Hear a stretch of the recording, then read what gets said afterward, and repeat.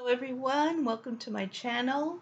If you are new here, please feel free to subscribe and to hit the notification bell and also to interact with me in the comments. I would love that. If you don't know me, my name is Anna Pavlakis. I'm a shaman, I'm a shamanic healer and a mover of energy through shamanism and also through feng shui and space clearing. My mission in life is to go out in the world and to create change for my clients and for everybody that I come into contact with. Transformational change that can completely change your life. And I just wanted to come on here today and talk to you about the concept of personal power. Uh, Personal power is when you are able to withstand everything that life throws at you, and life throws a lot of stuff at you, right? I mean, if it doesn't, you are very blessed. But I think for the vast majority of us, life is throwing stuff at us. And we can choose to go into reactive mode or responsive mode. Reactive mode is when you're just triggered by all these things that come at you and you simply react from your wounding, from your old programs and patterns, and everything that has been instilled in you by society, by education, from your past lives, through your ancestral lines, all of these things, and also, of course, the way you were raised by your parents and the modeling that you received as a child growing up about how to handle crises or how to handle your emotions and everything. And if you're in reactive mode, you're simply reacting to the stimuli, to the things that are coming at you. When you're in your personal power, instead, you are responding. And you are responding from a place of power, which means with intention and choice. So you choose your responses, you're able to step back, look at the situation from a neutral place, and from that place, you are able to make your choice as to how you're going to respond. I would take the example of getting angry. When I was younger, growing up, my parents were kind of hot-headed. I mean, not in a horrible way, but my father, it was an Aries and a Greek and a man, and he was loud and he yelled, and he was always losing his temper. And my mother, too, could be quite short-tempered. And yeah, I was surrounded by fire signs. I'm this like Scorpio, right? I was surrounded by fire signs and people with fiery tempers. And to me, that was normal. Then, meanwhile, I would be simmering, holding my temper in, and then something would just like be too much and then I would explode and it was out of control. Not that I did anything horrible, but I'm a pretty powerful person. So when I would lose my temper, it was often surprising and quite strong. Now I don't lose my temper.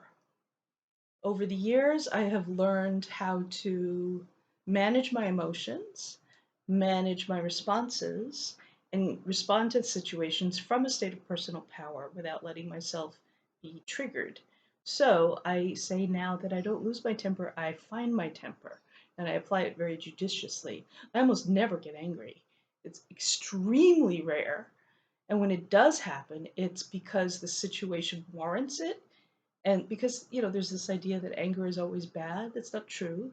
Sometimes anger is absolutely necessary. If you see someone hurting a child, for example, I would hope that you would respond to that with very intentionally applied anger to stop it, right? So there's a big difference between reacting and responding. When you are responding, you are choosing your actions and you're coming to it from a place of personal power. I understood the difference when I started really delving deep into spiritual work in the late 2000s. What is that called? And going really deep into the whole concept of soul psychology and how psychology and spirituality are completely intertwined. There is really no separation.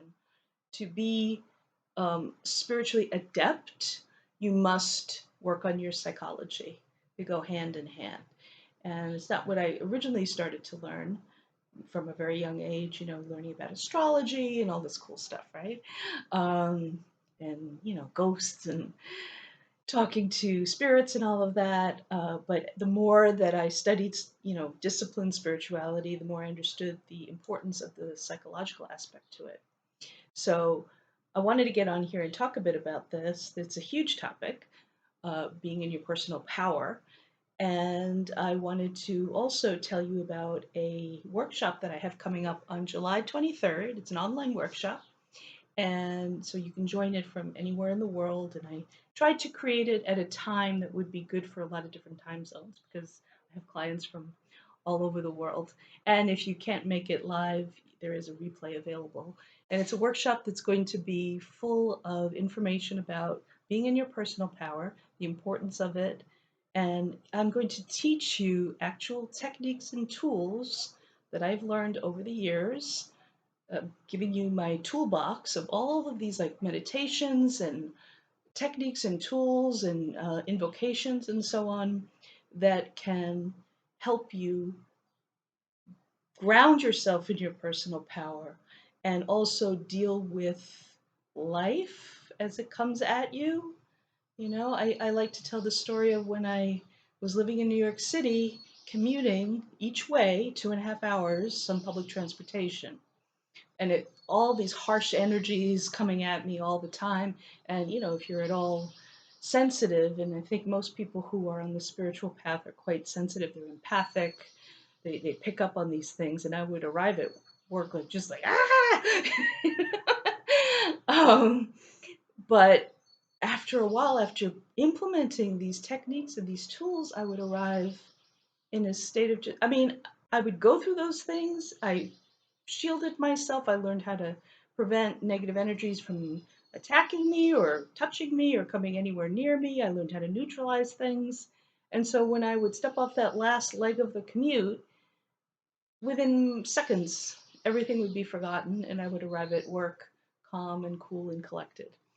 And I want to share this with as many people as possible because I think it's vitally important. We are going through such changes on the planet right now.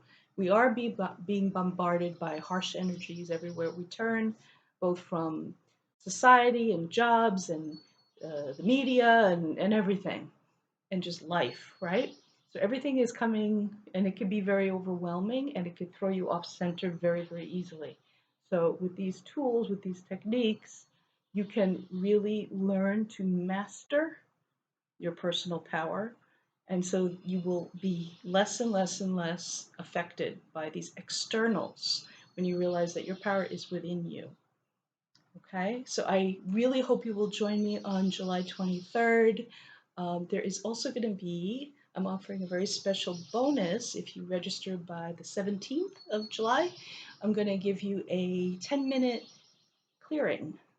I will give you a clearing, we'll schedule a time, and I'll give you a 10-minute clearing. And believe me, I can do stuff in 10 minutes that can, if I do say so to myself, that can really shift things for you. So that with the class, you'll be good. So if you register by the 17th, but if you register after the 17th, you don't get that.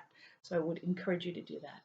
All the information about this workshop will be below in the comments, in the description, both. And I really hope you will join me for that. And tell people about it too, because the more we can spread this information and teach people about it, the better. And I'm happy to answer any questions that you have about it. So being in your personal power,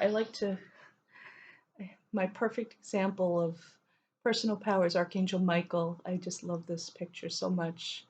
And he's in his glorious power, right? And he's the one to really tap into for that energy. And so, yeah, I'm really looking forward to sharing this with you. I love teaching and I love doing these workshops. It's very gratifying to be able to share what I've learned over the years because that's the whole point of learning it is to share it so that it can spread.